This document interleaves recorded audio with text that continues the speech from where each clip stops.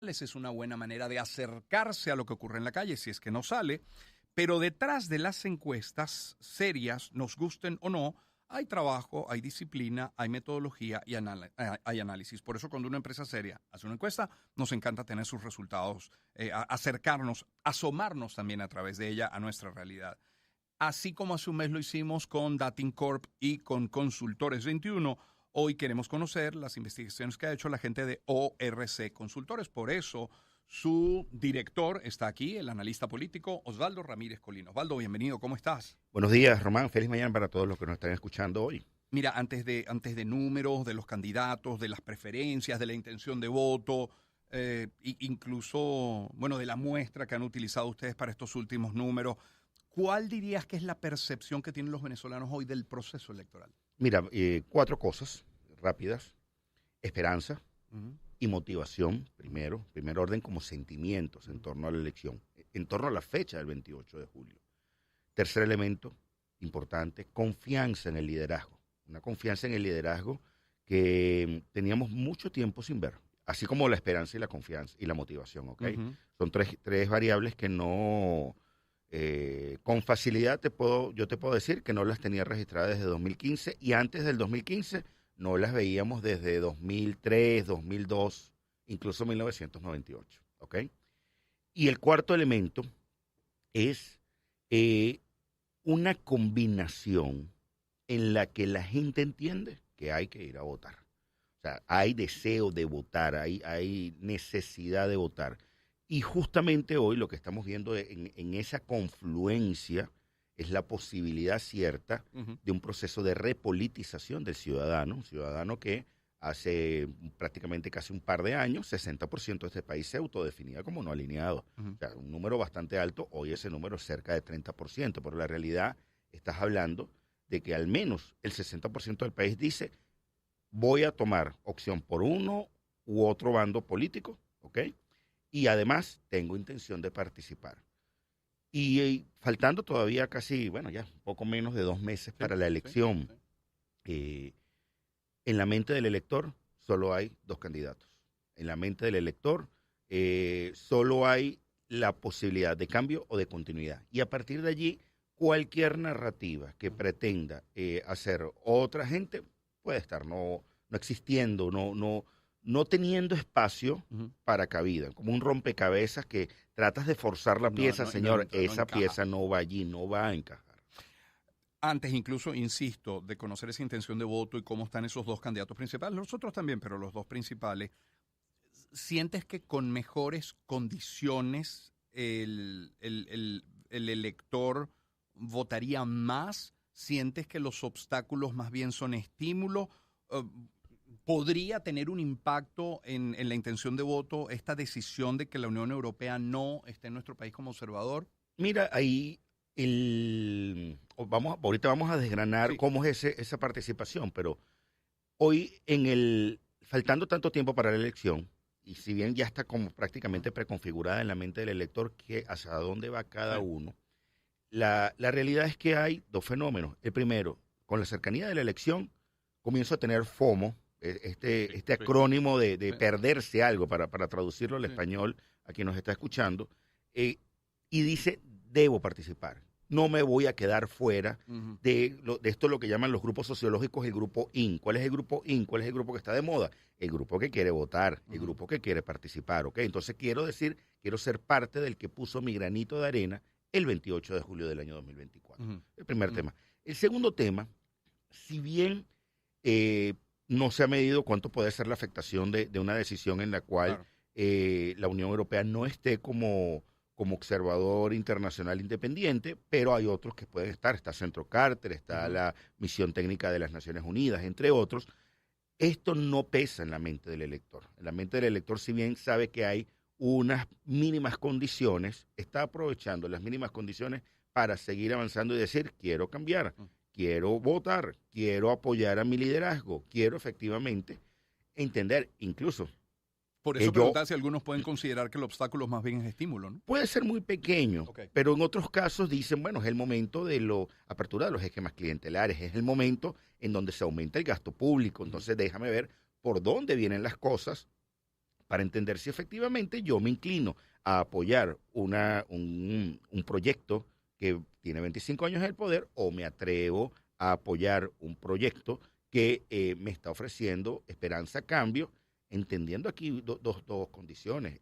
La primera es que aspiro a que lo que suceda, quiero un país en paz, quiero un país que la política pública se enfoque inicialmente en resolver los problemas económicos, luego el tema de salud. Justo acabamos de escuchar una entrevista importante de un sector muy pequeño, pero que al final del día termina abriendo la ventana de exposición para que la gente se entere que es parte de esos pequeños detalles que suceden en el sector salud, así como el tema de los salarios. La mejora salarial termina siendo el tercer o cuarto problema, está allí como en esa sumatoria, y el cuarto, la estabilización de lo que tiene que ver estructuralmente con electricidad y agua, entendiendo un país que en un momento la gente tuvo que privatizar sus servicios públicos para poder seguir avanzando. Es Osvaldo Ramírez Colina que nos acompaña, director de ORC Consultores. La muestra, ¿y de cuándo es esta encuesta, Osvaldo? Mira, esta que voy a comentar, la muestra terminó, o bueno, estuvo entre el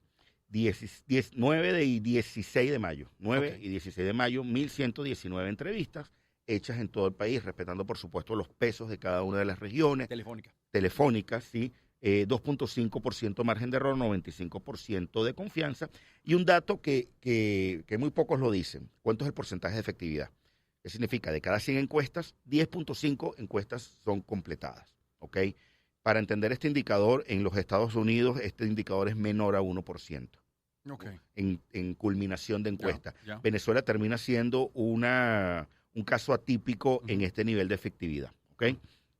Acá lo primero, para entrar en la intención de participar, en la intención de votar, nosotros medimos la escala del 1 al 10. 1, absolutamente seguro que no votaré. 10, absolutamente seguro que sí votaré. Okay. Porque me permite tener un abanico completo de un abstencionista duro o un abstencionista que puede ser persuadido, los persuadibles. Tiene una tendencia más precisa, ¿no? Sí, y me da a mí el votante duro realmente. ¿Quién es el votante duro? En una elección presidencial, un votante duro es el que te dice a ti 9 o 10. ¿Ok? Exacto. Y un votante blando es uno que te dice a ti 7, 8. Pero si esto fuera una primaria, solo trabajas con el 10. Si esto fuera una elección municipal, solo trabajas con el 9, el 8 y el 10 en toda la votación. O sea, comienzas a jugar y ya el modelo nos ha funcionado más o menos para acercarnos al tema de la participación. ¿Cuánta gente está en 10 hoy? 33% de país. Es decir, esto es la elección mínima. Esto es el piso de participación. Si ese piso de participación, efectivamente, hay condiciones, se materializan amenazas que mucha gente ha estado conversando, amenazas como la postergación, la suspensión de la tarjeta, cualquier cantidad de playa de amenazas, esto probablemente sea lo que termine participando. ¿Por qué? Porque esto luego lo vamos a cruzar contra lo que es la autodefinición política para encontrar que en el oficialismo, que pivota entre el 13 y el 17% en los últimos 4 meses, 9 de cada 10 votantes están montados en el barco. Están entre el 9 y el 10. Okay. O sea, es un votante militante duro. Prácticamente no importa lo que ocurra, yo voy y voto. Yo voy y voto. Sí. Y dentro de la oposición, ese dato es cerca de un 65%. O sea, oposición dura. ¿Cuánto es la oposición dura? 34%. ¿Cuánto es el oficialismo en este corte? 17%. ¿Cuánto es el opositor blando? 20%. ¿Cuánto es el no alineado? 29%. ¿Qué es un opositor blando? Alguien que no simpatiza, no milita, no sigue liderazgo, pero si llegara el momento de votar, dice, me volteo y pudiera votar. ¿Ok? En esta sumatoria del 7 al 10, prácticamente 85% del opositor duro dice, quiero votar. Estoy motivado a votar. En la oposición blanda, esto me está dando cerca de 55 puntos. En el no alineado, esto apenas llega a 30. ¿Okay? Y como le comentó en el oficialismo, esto termina siendo prácticamente 90. ¿Cómo ha evolucionado esto? Esa sumatoria. Preprimaria, agosto de 2023, si hubiera una elección presidencial, votaba 46%. Okay. Esto, posprimaria, llegó a 60. Y se ha mantenido en 60. En el último corte, pasó en abril corte 18 de abril, de 57% subió a 66% ahora en mayo. Es decir, en un periodo relativo a un mes, 18 de abril el corte anterior, 16 de mayo este corte, este indicador creció 8 puntos. Contagio, esperanza, quiero cambio, quiero participar. Entiendo que votar es el único mecanismo para efectivamente lograr las reivindicaciones. Ahora, si llegaran situaciones en donde se afectara esto, y vamos al escenario 2018, recordemos, escenario 2018 en donde hubo una caída significativa de la participación por decisiones de la oposición de llamar a la abstención, acá obviamente las posibilidades de triunfo de uno de los sectores aumenta considerablemente, ¿ok? ¿Qué otro elemento? Confianza, conocimiento de Edmundo González. Edmundo González al 18 de abril lo conocía 45% del país, hoy llega a 95%. O sea, en un periodo relativamente corto, el trabajo de las redes, la viralización del mensaje, el acceso limitado, por supuesto, a los medios de comunicación, permitió que un candidato perfectamente desconocido hace unos 2 meses pasara justamente a tener por completo, entrar en la mente en la mente del elector y pasar o tratar de romper lo que significa, bueno, ¿quién es este señor? Lo que habla por una parte, infiero yo, la necesidad de cambio de mucha gente, pero por otra parte el liderazgo de María Corina Machado. Claro, y ahí voy al punto. Por eso quiero comentar el tema de la intención de voto. La intención de voto de González, y que era la intención de voto de la tarjeta de la manito y la plataforma unitaria, al 18 de abril terminaba dando 19 puntos, 18%, aproximadamente 18 y tanto. El 19 de abril se da en la noche el evento, el hecho público en el cual la plataforma unitaria decide, nuestro candidato unitario es Edmundo González. María Corina Machado dice, acá está nuestro candidato, a pesar de que no era el que estaba en primero en mi lista. Recordemos que ella había indicado que era Corina Lloris, pasa de tener 19% a una intención de voto de 51% en un mes, ¿ok? En esta visión país y en este momento, Edmundo González tiene 51% de intención de voto, no sabe por quién votaría, 18.50, Nicolás Maduro, 14 puntos, no votaría por ninguno de esos nombres que está, o de esos candidatos que está allí, 6%, no contesta 4%, Benjamín Rauseo 2.15%, Javier Bertuche 1.5%. O sea, Rauseo, ¿quién es el que está más alto después de Maduro y de González Urrutia? Está dentro del error. Está dentro del error muestral. Y ha estado, en algunos momentos ha estado Luis Eduardo Martínez, en otro momento ha estado Rauseo, en otro momento ha estado el pastor Bertucci. No ha entrado ningún otro candidato menor a 2 puntos. Y dentro del error no ha aparecido. Carri, de hecho, en esta encuesta está marcando 1.29. Enrique Márquez 0.64. Estos son datos que están dentro del error muestral y en la realidad no sería correcto decir esto es lo que tú tienes, porque estás dentro de un universo muestral pivotando por debajo del 2.5. Que son muy pocos, me refiero a los de Márquez, Rauseo, Carri, Bertucci, el resto de los candidatos, ¿restarían votos a Maduro o restarían votos a González? No, vemos el caso de Bertucci y el caso de el Conde, que sí pellizcan un poco en el oficialismo. Pero Edmundo González también está pellizcando, esto lo sabes por autodefinición política. Cuando lo cruzas por autodefinición política, Edmundo González logra pellizcar entre 1 y 2.5 a Maduro.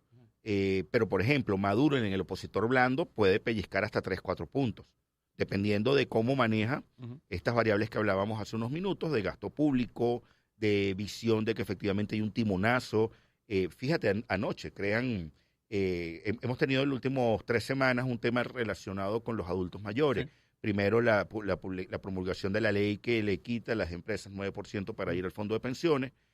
Anoche con la creación de una gran misión de abuelas y abuelos de Venezuela, la creación de un ministerio, terminas entendiendo que allí hay un núcleo de apoyo duro que estuvo desatendido. Y otra cosa, Maduro ayer apelaba a buscar al que no haya votado aún por la revolución.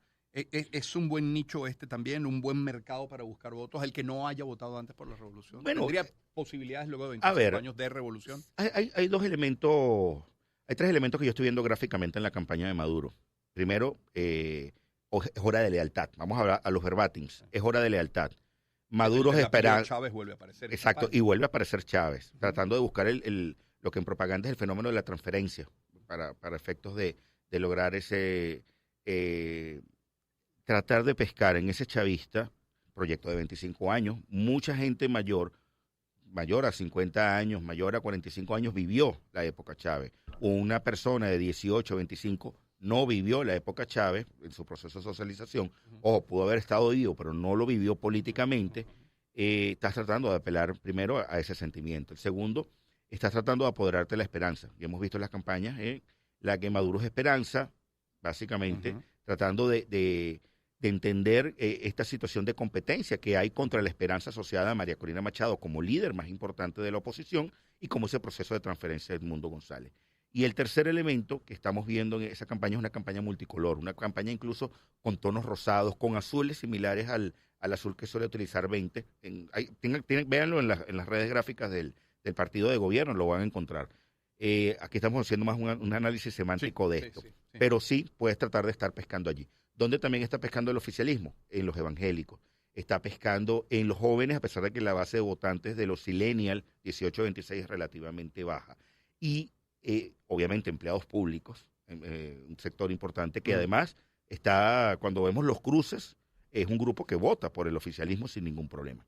En el caso de Edmundo González, ese proceso de transferencia, porque se me quedó la idea en el aire, ese proceso de transferencia del liderazgo de María Corina Machado, cuando testeábamos esta idea de, bueno, es un candidato apoyado por María Corina Machado, es Corina Yoris, en algún momento la logramos medir, transfería prácticamente la totalidad de los votos de María Corina Machado a esto. En el caso de González también lo logró. Y lo que estamos viendo acá es el fenómeno en el cual, si bien hay un público y una audiencia militante de los partidos políticos de oposición, la realidad es que eso no hubiera sido suficiente para poder trabajar en función de la transferencia de lo que fue la legitimidad de la elección primaria del 22 de octubre pasado. Entiendo. Ahora, es Osvaldo Ramírez Colina que nos acompaña. Osvaldo, una cosa es votar y otra cosa es defender el voto. No sé si lo estudiaron en esta encuesta, pero ¿ves al menos disposición, organización para ello? Sí, sí lo vemos. Al menos un 20% del país dice yo quiero organizarme y defender el voto. Hay que entenderlo. El mejor momento de la oposición fue en el año 2013 cuando llegó a tener 83% de cobertura de testigos electorales. Si usted no tiene 100% de cobertura de testigos electorales, usted tiene un problema de proporciones bíblicas. O sea, como dicen los chamos hoy día, un problema legendario, porque te lleva a una situación en la que efectivamente, si bien hoy tenemos números que están diciendo, hay una energía a favor de la oposición. Y permíteme aclarar algo que nos esté escuchando. Una encuesta es una foto del pasado que no te permite proyectar el futuro si tú no haces absolutamente nada para mantener esa intención de voto, esa disposición, esos sentimientos. Entonces, hoy tú necesitas redundancia, y eso siempre sería la recomendación a cualquier candidato. Si usted no tiene redundancia de al menos 3 a 4 personas o más por mesa, estamos hablando que en el país hay un poco más de 29,000 mesas en los 15,500, 15,700 centros electorales, ¿okay? Si usted no tiene redundancia de ese grupo de trabajo, 120,000 personas. Necesitas al menos 120,000 personas. Y necesitas incluso, si puedes, el cuadruplicar. Usted tiene un problema, porque ¿cómo hacerle frente a las malas prácticas que constantemente es acusado y que suceden en momentos electorales, en donde, bueno, no hay testigos, no sé qué sucedió en el centro? Entonces, ¿cómo demuestro que yo gané? ¿Cómo demuestro que efectivamente hoy, con una intención a favor del cambio, ¿okay? Con una energía a favor del cambio superior a la energía a favor de la continuidad, puedes lograr efectivamente cobrar la elección? Que es un poco el mensaje que ha dado sistemáticamente María Corina Machado. Y hay un detalle adicional con María Corina. Al menos 80% de la oposición confía en su liderazgo. No es un liderazgo que esté siendo vacío.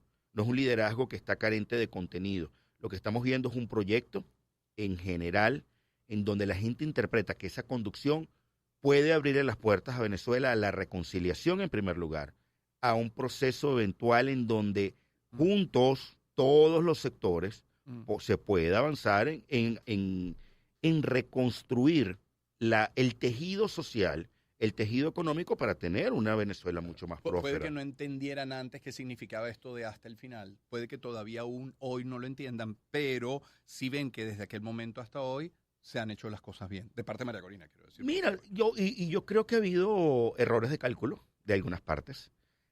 Ha habido entendimiento de la clase política de oposición de tener que jugar allí, de tener que, bueno, hasta por supervivencia. Porque me puede pasar el tsunami, me arrastra y me lleva y desaparecí por completo del espectro público. Hoy yo estoy viendo una muestra importante de madurez en la mayoría de los actores de oposición, entendiendo que hay un momento como nunca antes. De hecho, ni siquiera en el año 2015, ni remotamente similar a lo que hubo en el 2012 o 2013. Nunca se había registrado esta energía a favor del cambio con unas proporciones tan importantes. No obstante, y pongo el pie en la puerta, no puedes caer en triunfalismo. No obstante, si no tienes defensa del voto, puedes tener un problema. No obstante, no ha comenzado la campaña formalmente. O sea, falta comenzar a recorrer el país. Falta mantener a ese votante duro que te dice, yo quiero estar contigo. Falta pasarle la mano al votante blando para que no se baje del barco ante cualquier amenaza. Ejemplo, una ausencia de observación internacional. Falta tratar de persuadir a la gente que se monte en ese barco.